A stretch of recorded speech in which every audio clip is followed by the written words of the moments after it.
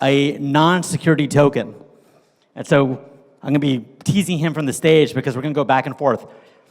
Also, just another question. Who's seen me speak at another one of these conferences and sat through my long explanation of how you can tell whether or not something is a security? No, some people. That's it. Good. This one's a little bit different.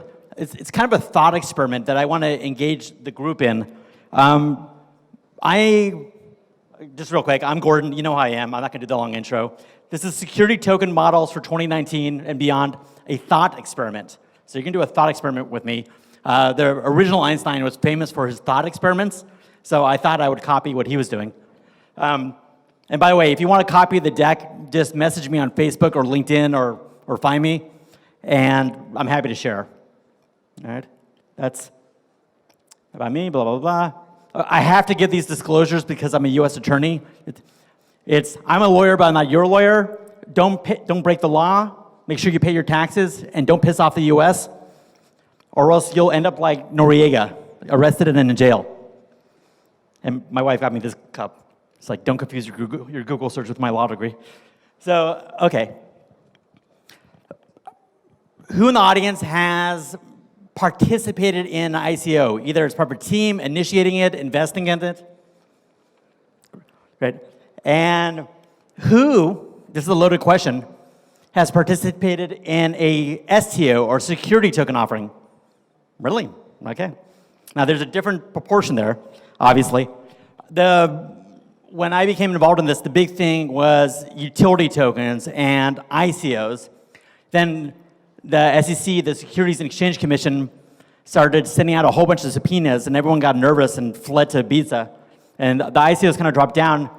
And I think what we're seeing is the beginning of security token offerings, but the volume of STOs, to the extent they exist at all, is nowhere near the volume of ICOs a couple years ago.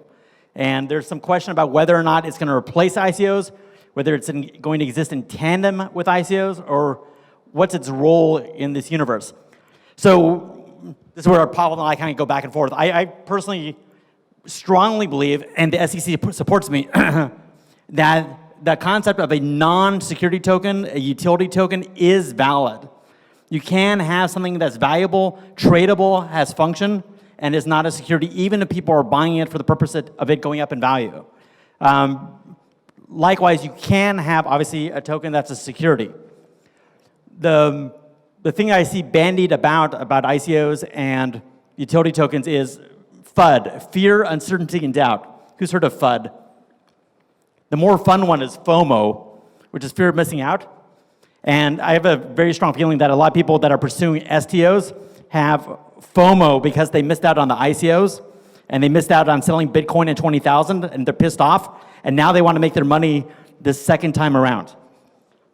And that's, I believe, Jamie Dimon, the CEO of JP Morgan, who said that Bitcoin was a fraud. Of course, he said that before he came out with his own crypto coin, so I don't really give him any credit at all.